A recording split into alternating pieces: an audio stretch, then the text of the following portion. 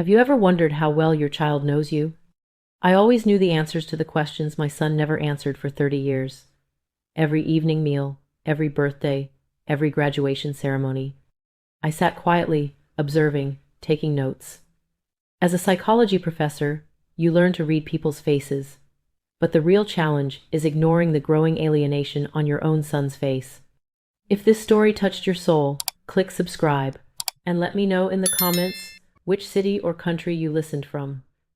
I'm genuinely curious where you watched from. I'm grateful to everyone who comments. My name is Dr. Margaret Eleanor Whitmore. I am 56 years old and have spent the last 32 years as a psychology professor at a university in Philadelphia, Pennsylvania. If you had seen me on campus, you would have recognized me by my stylish blazers, my neatly pinned-up hair, and the leather briefcase I always carried with me. My students called me Dr. Whitmore respectfully, but with a certain distance. I was a good professor, maybe even a very good one, because understanding people was my job, but being understood was never part of my job description. My son Thomas is 30 years old. He's tall, with dark brown hair, and looks a lot like his father, John. We lost John 17 years ago, heart attack. Thomas was 13 at the time, and after his father's death, he withdrew into himself. I withdrew into myself too. The two of us began living in the same house, on two separate islands. Have you ever wondered, how can a mother and son be so close in age yet so distant? Thomas is now a lawyer at a law firm in Boston. He called me last week. When I answered the phone, his voice sounded tired. "Mom, I'm sorry to bother you, but I need to talk about something." "Of course, son, go ahead." I sat down at the kitchen table. Outside, the November rain was pounding against the windows. Emily is pregnant. My heart stopped. Emily is Thomas's wife. They got married 3 years ago. It was a beautiful wedding in Cape Cod, by the sea. That day, while dancing, Thomas said to me, "Mom, you were always right. Emily is perfect for me." I smiled and said, "Yes, son." But inside I thought, "You never listened to me, so how would you know what I was right about?" This is wonderful news, Thomas. Congratulations." My voice was full of excitement, but my hands were shaking. Yes, it is, but Mom, Emily and I, we're thinking that." He paused. I waited silently. 30 years of therapy sessions had taught me patience. "We think maybe you're a little too strict. I mean, Emily wants positive energy during her pregnancy and, you've always been a bit distant." Those words hung in the air, distant, strict. How would you feel if you heard something like that? You raised a child for 30 years, protected them, sent them to school, saw them graduate, were there for them when they cried, but they call you distant. "I understand," I said simply. My voice was flat. "Is there anything else you want to say?" "Mom, please don't get mad. It's just, Emily's family is so warm, and we want that kind of environment for the baby too. You're a great mom, but maybe you could be a little more, I don't know, emotional." After hanging up, I just sat there at the table. The rain was still hitting the windows. The yellow light from the kitchen lamp illuminated my face. I looked in the mirror, the old mirror in the hallway. I saw a woman there, tired, lined with wrinkles, but still standing tall. That woman hadn't spoken in 30 years. But tonight she would speak. It was 1989. I was 26 and had just finished my doctorate at Temple University. I specialized in child psychology. Ironic, isn't it? I wrote my thesis on understanding children, meeting their emotional needs. Then I got pregnant. John was an editor at the Philadelphia Inquirer at the time. He worked long hours, and so did I. We were both focused on our careers. When Thomas was born, when I held him in my arms at the hospital and looked at his tiny face, I felt something, fear. A deep, suffocating fear. "What if I mess up?" I whispered to John. "You're a child psychologist, Maggie," he said with a smile. "It's impossible for you to make a mistake." But that's where he was wrong. Because knowing and feeling are not the same thing. Thomas was a quiet baby. He didn't cry much. He slept through the night and was well behaved during the day. Other mothers envied me. "You're so lucky. "You have such an easy baby," they would say. I would smile. But inside, I kept asking myself, what if I'm not touching him enough? You see, there is a concept in psychology called secure attachment. When a baby trusts his mother, when he knows she will always be there, he dares to explore the world. I wanted to give Thomas that bond, but how could I? It was written in books, proven in studies. But inside me, in my own bond with my mother, there was a wound. My mother, Emily Rose, was a cold woman. I grew up in Worcester, Massachusetts, in the 1962nd. My mother was a housewife, but not by choice. She actually wanted to be a teacher, but my grandfather wouldn't allow it. Women belong at home, he said, and so my mother stayed, but the anger inside her never went away. That anger reflected on me in cold stares, harsh words, arms that didn't embrace. "Margaret, don't cry. Be strong. Margaret, don't be emotional. Don't act like a fool. Margaret, no one cares about your feelings. You have to succeed on your own." So if you grew up like that, how would you hug your own child? I loved Thomas. God knows I loved him. But there was a chasm between loving him and showing it. Every night when I took him to bed, I wanted to stroke his head, but my hand would hover. Am I touching him too softly? Am I warm enough? I would worry. Then I would read a story, turn off the lights, and leave the room. When Thomas turned 3, he started preschool. He didn't cry on his first day. His teacher said, "Wow, what a brave child." I was proud. But a part of me wondered, what if he doesn't miss me? Have you ever wondered if a child doesn't cry? Does that mean they're strong, or does it mean they've given up? As the years passed, Thomas became a good student. Quiet, hardworking, no trouble. His teachers praised him. He had friends, but no close friends. John took him to soccer, and I helped him with his homework. We were a well-oiled machine, like a family, but none of us were truly connected. When John died, Thomas was 13. I'll never forget that evening. I came home from the hospital, and he was sitting in the living room. The TV was on, but the sound was off. I looked at his face, his father's face, but his eyes were empty. "Dad died," I said. I didn't know how to say it. The book said, be open, be supportive, let the child express their feelings. But I was numb myself. Thomas just shook his head. "Do you want to say anything?" I asked. "No." We stood there, mother and son. We had both lost John, but we would mourn alone. That night, Thomas went to his room. I went to mine. I cried against the walls silently, so no one would hear. The next morning at breakfast, Thomas pretended to eat, but didn't touch his food. I pretended to drink coffee, but just held the cup. "Do you want to go to school?" I asked. "Yes." "Are you sure?" Yes, Mom." And he went. I went to work. We both went on with our lives as if nothing had happened. But after that day, the distance between us grew. Thomas no longer asked me anything. I didn't say anything to him either. At dinner, I would ask, "How was school?" "Fine." "Do you have any homework?" "Yes." "Do you need any help?" "No." And the conversation would end. Have you ever lived like that? In the same house, but in different worlds? When Thomas started high school, he joined the team basketball. He was a good player, tall and athletic. I went to his games, every single one. I sat in the back row and watched. The other moms would cheer and shout. I would just watch and take notes. When Thomas scored a basket, I would see that little smile on his face. He was happy there. He was free. Not at home, but there. One day, after a game, he came up to me. He was sweaty, his face red. "Mom, did I play well?" My heart tightened. "Yes, son, you played very well." "Really? I mean, do you really think so?" In that moment, I understood what he wanted. Just saying yes wasn't enough. What he needed was more praise, pride, connection. But what should I do? How should I do it?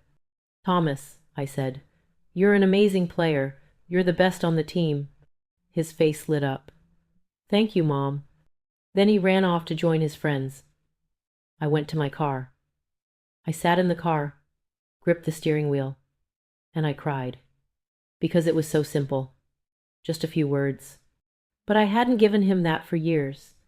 After that moment, I tried to change. I tried to talk more, to ask more questions. But you can't tear down a wall you've built over years with a few questions. Thomas had gotten used to it too, my silence, my distance. He didn't tell me anything because he knew I would only say, good, nice, well done. When he went to college, he chose Boston, far from Philadelphia, far from me. The day we dropped him off at campus, he stood in front of his dorm. All right, Mom, you can go now. Are you sure? Should I help you set up your room? No, I'll manage. All right, then good luck. Thanks. We hugged a brief, perfunctory hug. Then I got in the car and drove back. I cried the whole way, because I knew I had lost him. Thomas's phone call, Emily's pregnancy, and that word distant. After all this, Margaret finally decides to speak up. But what will happen when she does? Will her son really listen to her? And the main question, can this 30-year silence be repaired? After hanging up, I just sat there in the kitchen. It was past midnight. The streets of Philadelphia were quiet. Only the distant sound of a police siren could be heard. My hand was still on the phone, the screen dark.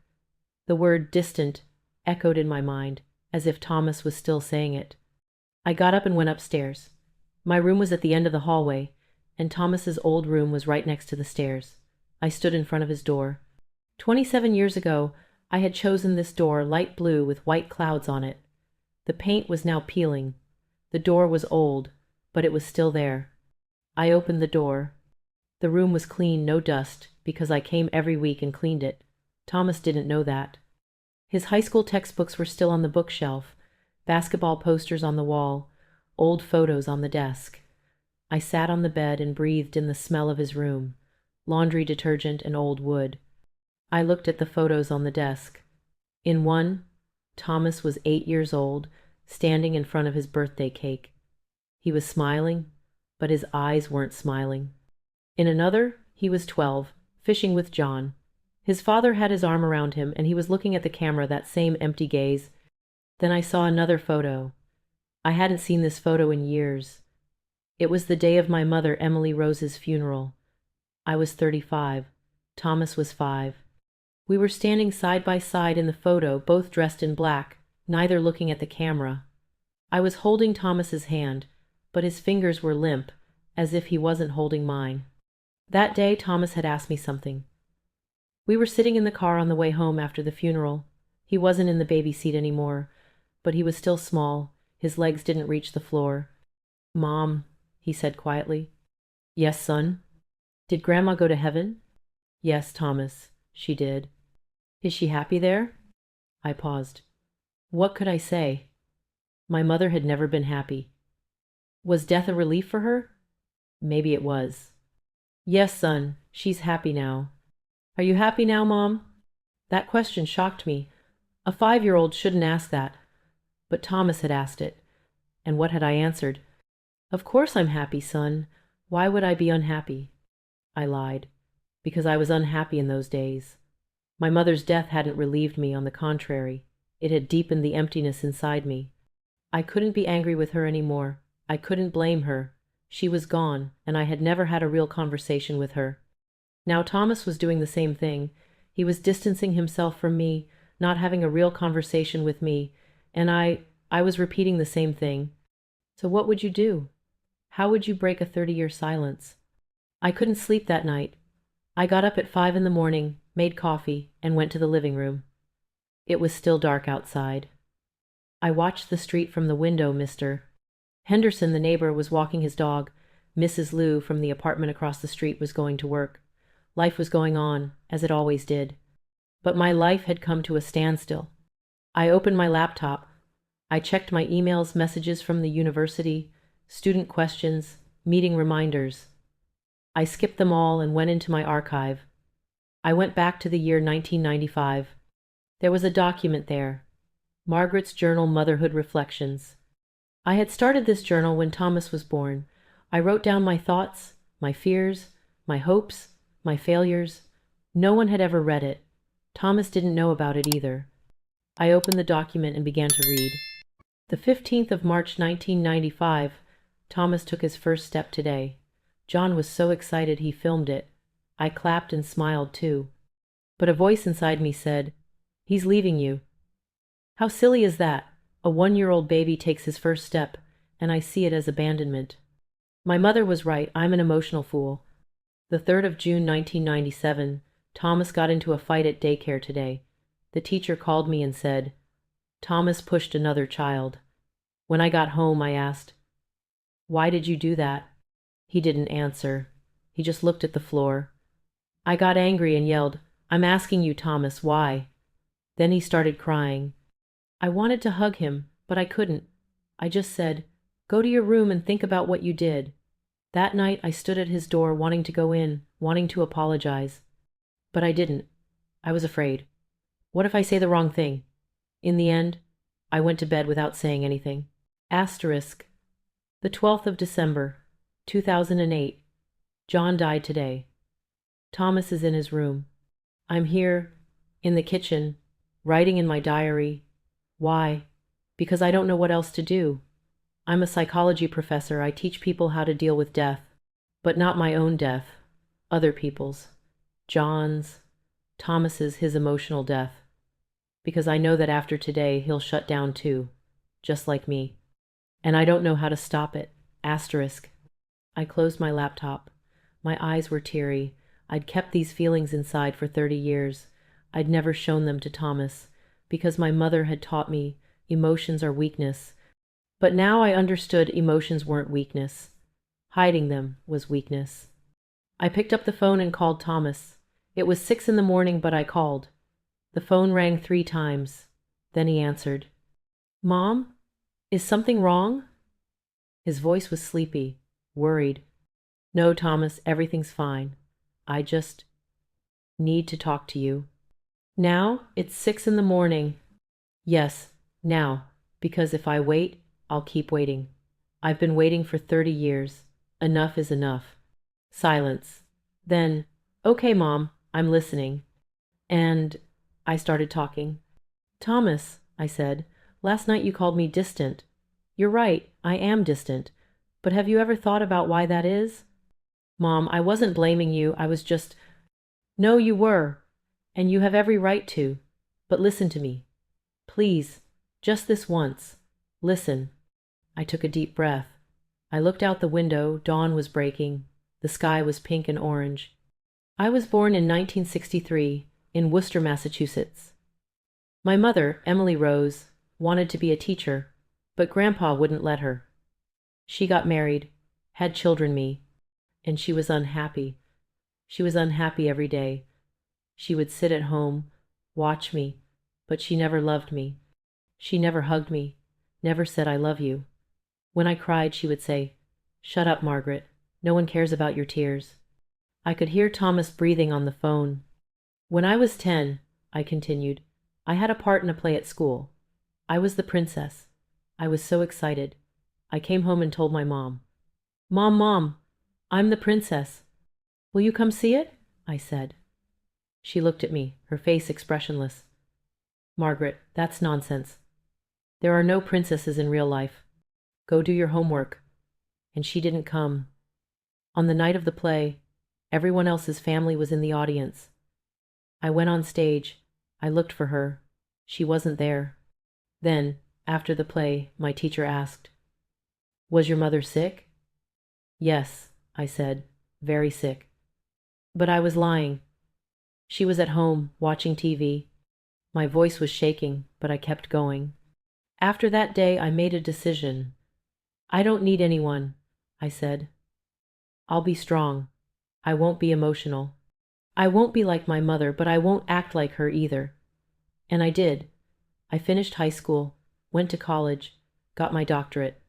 I chose psychology because I thought, if I understand people, I'll understand myself.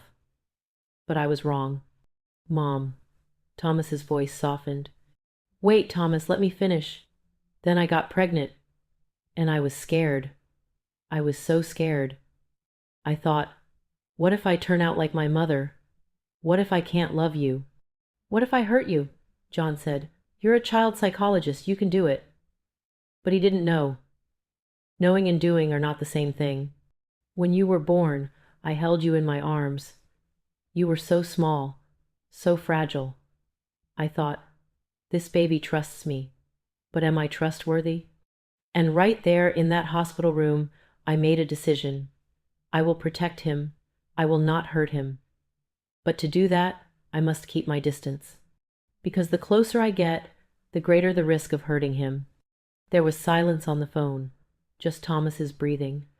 So, I continued, every night when I took you to bed, I wanted to stroke your head, but I was afraid. Am I touching you too hard? Am I disturbing you? Your first day at nursery, you didn't cry. I was proud, but at the same time, my heart broke. He doesn't miss me, I thought. But actually, you had learned my mom isn't emotional, so I won't be either. Mom, Thomas, wait. The day your father died, when I came home that day, I saw your face. It was empty, just like mine, and I knew I had lost you. I was there with you, in the same house, but I had lost you, because we both shut ourselves off. We both buried the pain inside. When you went to high school, you started playing basketball. I came to every game. I sat in the back row. The other moms would yell and cheer. I just watched. Because I was afraid. What if I say the wrong thing? One day you asked, Mom, did I play well? It was the first time you asked me something, really asked me. And what did I do? I just said, yes, you played well. It wasn't enough, was it? But I didn't know how to say more. My voice broke. I was crying now. Silently. When you went to Boston, I dropped you off at campus. Okay, Mom, you can go now, you said. And I left. I cried in the car, because I knew I had lost you completely. You weren't with me anymore. And it would always be that way. Mom, Thomas's voice was trembling too. Last night, you said distant. You're right. I am distant. But know this every day, every minute. I wanted to talk to you. I wanted to hug you. I wanted to say, I love you so much. But I didn't, because I was afraid. My mother never told me, so I couldn't tell you. But know this, Thomas. My son, I always loved you. Maybe I couldn't show it. Maybe I couldn't say it. But I always loved you. Silence on the phone. A long silence. Then a sound, a sob. Thomas was crying. Mom, he said, I didn't know. How could you have known? I never told you. But I thought I wasn't good enough. I always thought maybe if I were a better son, maybe my mother would love me more. At your father's funeral, I wanted to talk to you, but you didn't even look at me. You were just sitting there, waiting. So I learned, don't speak, just wait. And that's what I did. For years. My heart was shattered. Thomas, no. You were perfect. You always were. I was a bad mother. No, Mom, you weren't bad. You were just scared. I was scared too. We were both scared. We were both crying now. On the phone line, hundreds of miles apart, but for the first time, we were truly close to each other. Mom, Thomas said after a while, I'll tell Emily. Everything. And maybe you'll come here before the baby is born. We'll talk. We'll really talk. I want to come, I said. I really want to. And Mom, please don't keep your distance. Not anymore. Okay? Okay, son, I promise. After hanging up the phone, I just sat there in the living room. The sun had risen now, lighting up the room. My face was wet with tears, but I felt lighter. A 30-year burden had been lifted from my shoulders. But it wasn't over. One phone call couldn't fix 30 years. I knew that. The hard part was just beginning. 2 weeks later, I went to Boston. Thomas and Emily lived in a small house in Cambridge near the Charles River. Thomas opened the door. He looked tired but smiled. Mom, welcome. We hugged. A real hug. Long, tight, meaningful.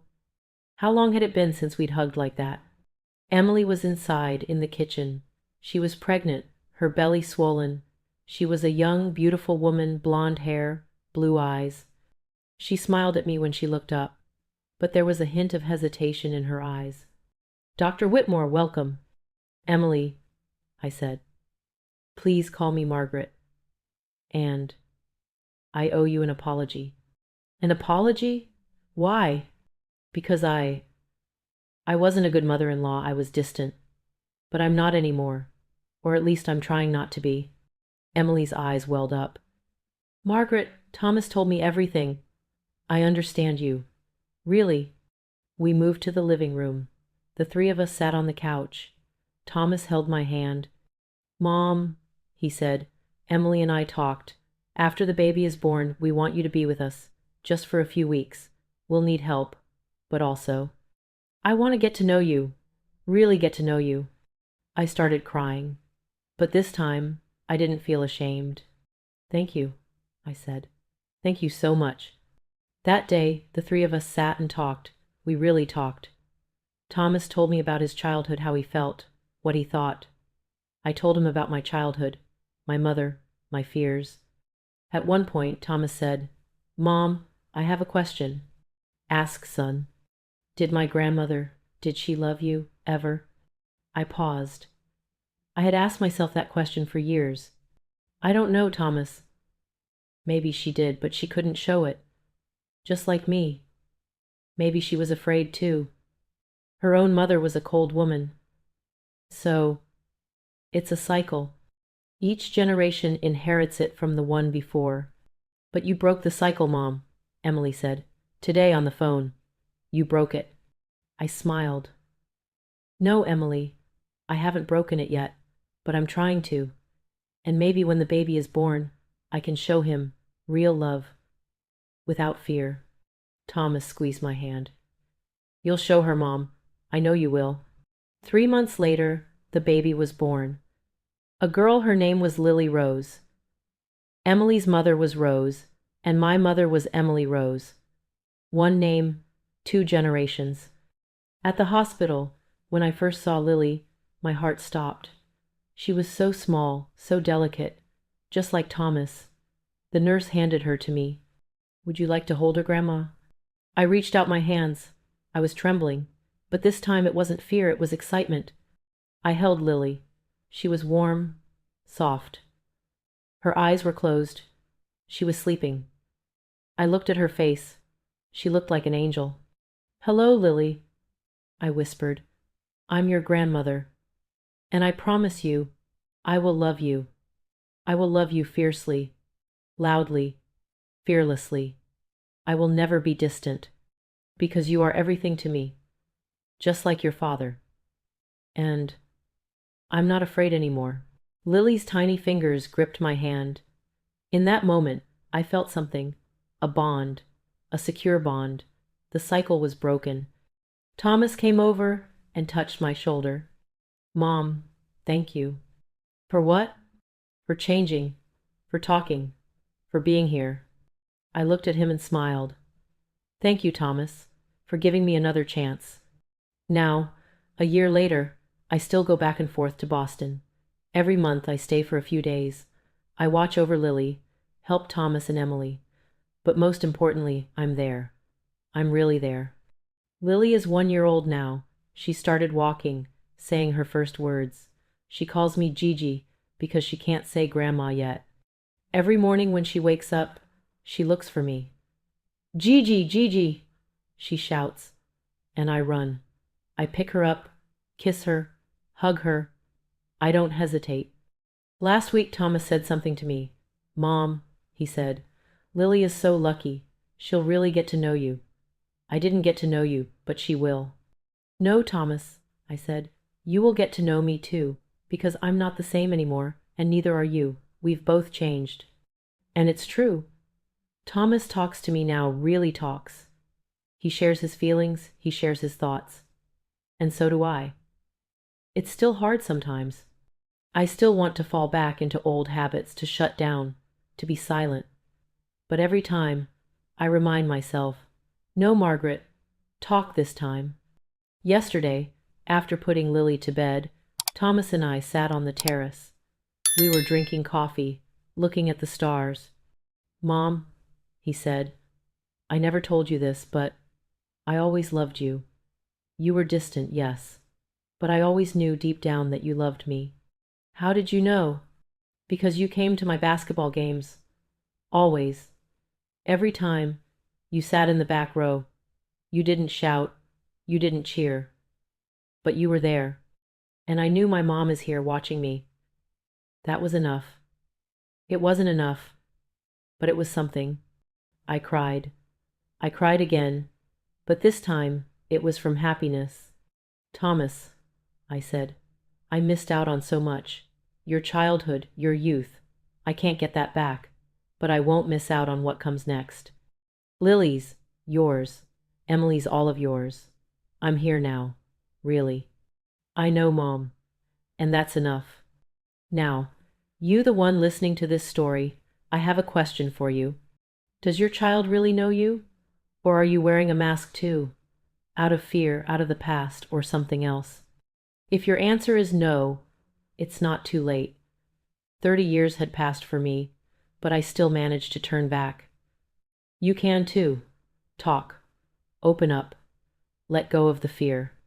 Because the greatest regret is the words you didn't say, the hugs you didn't give, the love you didn't show.